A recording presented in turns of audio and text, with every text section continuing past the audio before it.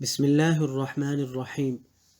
نبی کریم صلی اللہ علیہ وسلم کا وجود ان تمام خوبیوں اور کمالات کا جامع تھا جو متفرق طور پر لوگوں کے مختلف طبقات میں پائے جاتے ہیں۔ آپ اصابت فکر، دور بینی اور حق پسندی کا بلند مینار تھے۔ آپ کو حسن فراست، پختگی فکر اور وسیلہ و مقصد کی درستگی سے حظ وافر عطا ہوا تھا۔ آپ اپنی طویل خاموشی سے، مسلسل غور و خوض، دائمی تفکیر اور حق کی کرید میں رہتے تھے۔ آپ اپنی شاداب عقل اور روشن فطرت سے زندگی کے صحیفے، لوگوں کے معاملات اور جماعتوں کے احوال کا مطالعہ کیا اور جن خرافات میں یہ سب لت پت تھے ان سے سخت بیزاری محسوس کی۔ چنانچہ آپ والا ہی نے ان سب سے دامن کش رہتے ہوئے پوری بصیرت کے ساتھ لوگوں کے درمیان زندگی کا سفر طے کیا، یعنی لوگوں کا جو کام اچھا ہوتا ان میں شرکت فرماتے، ورنہ اپنی مقررہ تنہائی کی طرف پلٹ جاتے۔ چنانچہ آپ نے شراب کو کبھی منہ نہ لگایا، آستانوں کا ذبیحہ نہ کھایا اور بتوں کے لیے منائے جانے والے تہوار اور میلوں ٹھیلوں میں کبھی شرکت نہ کی۔ آپ کو شروع ہی سے ان باطل معبودوں سے اتنی نفرت تھی کہ ان سے بڑھ کے آپ کی نظر میں کوئی چیز مبغوض نہ تھی، حتیٰ کہ لات و عزیٰ کی قسم سننا بھی آپ کو گوارا نہ تھا۔ اس میں شبہ نہیں کہ تقدیر نے آپ پر حفاظت کا سایہ ڈال رکھا تھا۔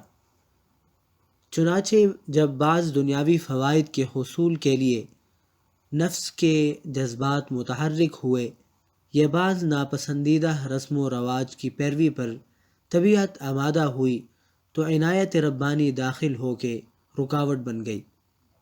ابن اسیر کی ایک روایت ہے کہ رسول اللہ صلی اللہ علیہ وسلم نے فرمایا، اہل جاہلیت جو کام کرتے تھے مجھے 2 دفعہ کے علاوہ کبھی ان کا خیال نہیں گزرا، لیکن ان دونوں میں سے بھی ہر دفعہ اللہ تعالیٰ نے میرے اور اس کام کے درمیان رکاوٹ ڈال دی۔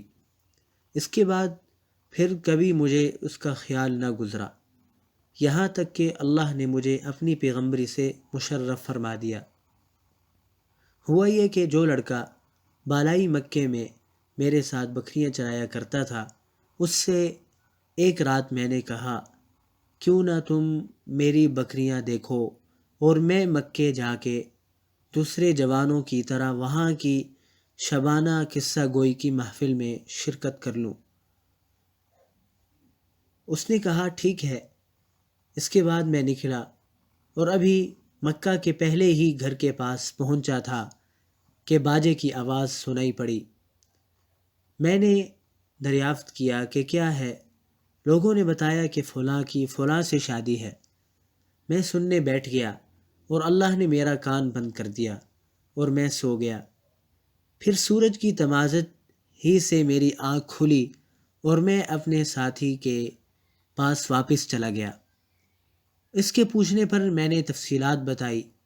اس کے بعد ایک رات پھر میں نے یہی بات کہی اور مکہ پہنچا تو پھر اسی رات کی طرح کا واقعہ پیش آیا اور اس کے بعد پھر کبھی غلط ارادہ نہ ہوا۔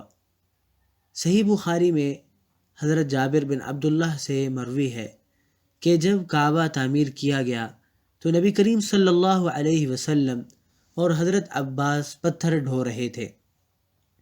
حضرت عباس نے نبی کریم صلی اللہ علیہ وسلم سے کہا، اپنا تہبند اپنے کندھے پر رکھ لو، پتھر سے حفاظت رہے گی۔ لیکن جو ہی آپ نے ایسا کیا، آپ زمین پر جا گرے، نگاہیں آسمان کی طرف اٹھ گئیں۔ افاقہ ہوتے ہی آواز لگائی، میرا تہبند، میرا تہبند، اور آپ کا تہبند آپ کو باندھ دیا گیا۔ ابو طالب نے پوچھا کہ کیا ماجرا تھا؟